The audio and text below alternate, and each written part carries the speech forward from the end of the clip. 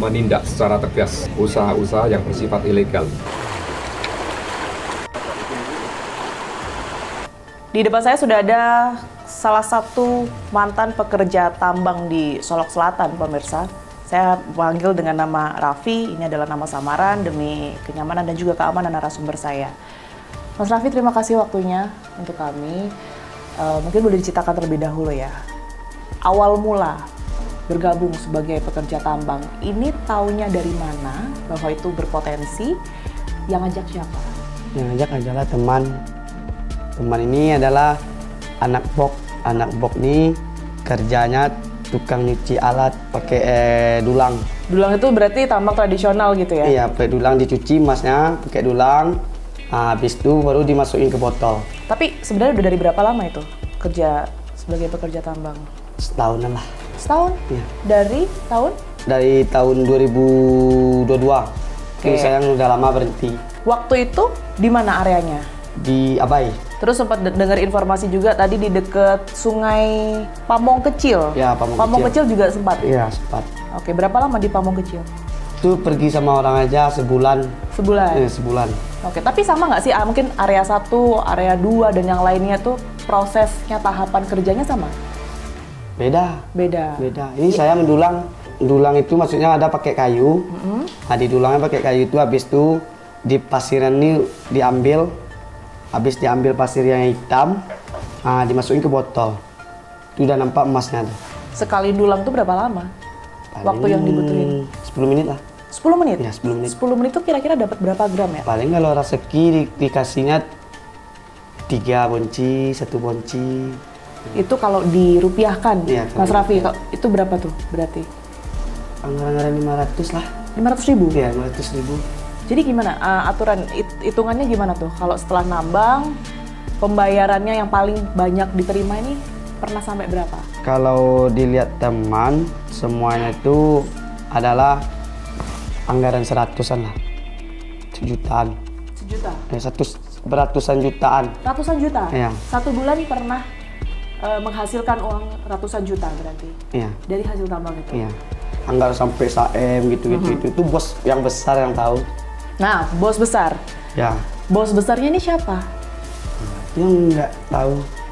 Mas Raffi nggak pernah ketemu siapa Nggak. yang kemudian memerintahkan langsung ke Nggak. situ, yang pemilik tambangnya mungkin Nggak. sekalipun ilegal? Nggak pernah.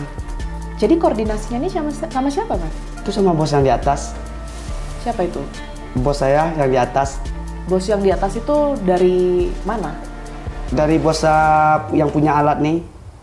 Koordinasi, yang setahu Mas Raffi, koordinasi yang dilakukan oleh para pekerja tambang, mereka yang dulang ini, dengan bos yang tadi Mas Raffi sebutkan, itu gimana koordinasinya? Perintahnya biasanya gimana? Kalau mendulang nih Kak, dikasihnya ini pasir sama alat itu. Dikasihnya pasir sama alat, itu didulang, kita dulang, kita nggak ada kerja sama orang, tergantung sama kita aja kerjanya. Kerja atau enggak ya. Kalau mau bawa alat. Kalau mau bawa bok. Kalau mau tembak bukit. Itu alat-alat sudah disediakan ya? Udah sih. Jadi kira-kira perlu modal berapa sih warga sini kalau misalnya mau nambang, mau mendulang gitu? Modal 500 jutaan lah Kak. Kalau modal pertama nih yang gawatnya. Tapi itu bos besar ya, bukan warga? Bukan, itu bos besar. Oke. Alat-alatnya yang biasa dipakai atau mungkin tekniknya kali ya? Paling sering dipakai Ya. robin, itu alat mesin. Robin, dompeng, selang, bok, eskavator. Itu sering dipakai sama orang tambang. Kalau robin ini tembak bukit pakai air. Nanti ditaruh pasirnya di karpetnya di bawah. Nanti kan emasnya ke bawah larinya.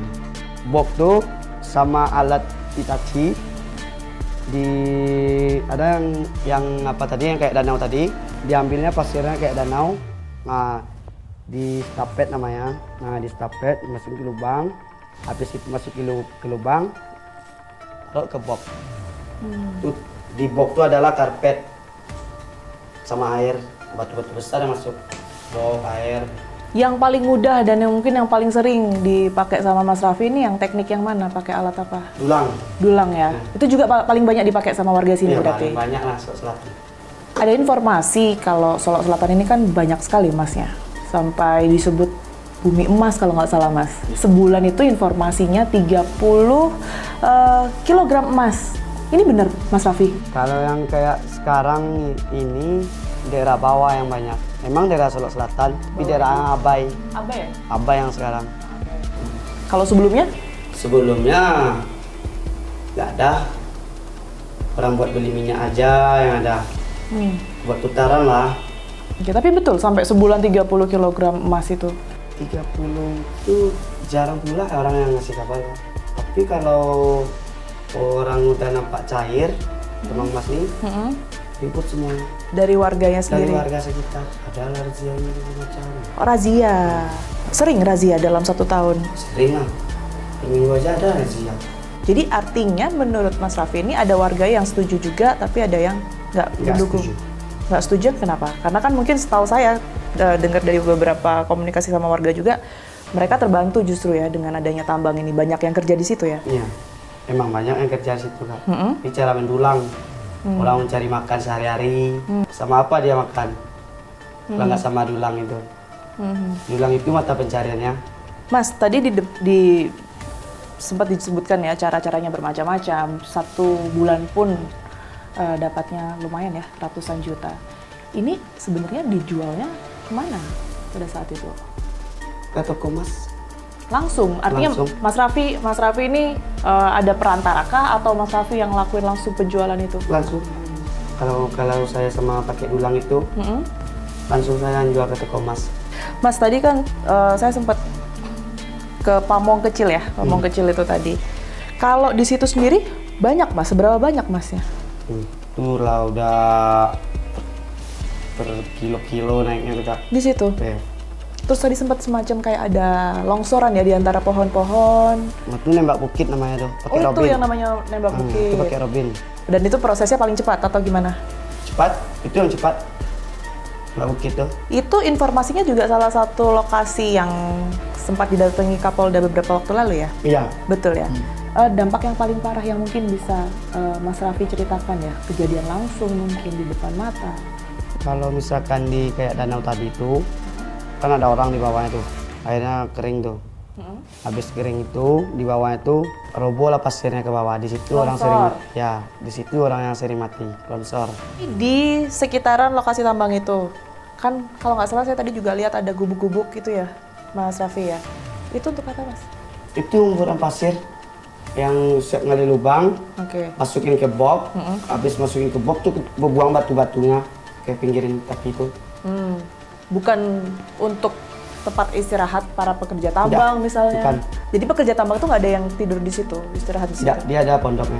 Mas Raffi, tadi kan saya sendiri sempat datang ya ke sekitaran Pamong Kecil, salah satu tambang di sana, dan lihat ternyata sebagian wilayah di situ daratan begitu, itu sudah jadi perairan, jadi semacam danau gitu ya di dekat aliran kali. Itu memang tadinya danau kah?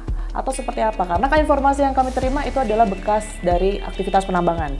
Kalau itu bukan danau, kalau itu lubang. Pertamanya lubang itu adalah hutan, bukit. Masuklah alat ini, masuk alat ini. Eskavator. Ya eskavator, dimasukin eskavator, digalinya lah. Tapi rusak semuanya. Di sekitaran itu ya? Ya gitu. Sampai pada akhirnya jadi danau, perairan itu karena ada cekungan itu? Iya, kena lubang itu. Udah banyak airnya mengumpul. Dan lagi ada semacam gundukan tanah gitu ya di sekitaran yang tadi wilayah Pamong Kecil itu awalnya atau itu disebabkan oleh aktivitas penambangan kah atau memang seperti itu kondisinya? Memang dari penambangan. Kumpulan pasir diambil sama alat, dibuang ke sana. Jadi itu salah satu yang merusak dan juga dampak di situ juga nggak sih? Iya, harusnya itu harus merusak di banyak.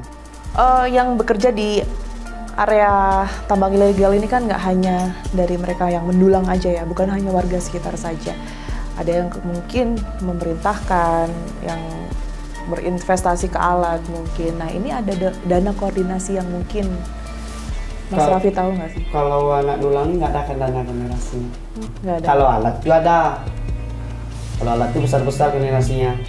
Sampai 500 jutaan lah kalau alat. Oke. Kemana itu Mas Raffi?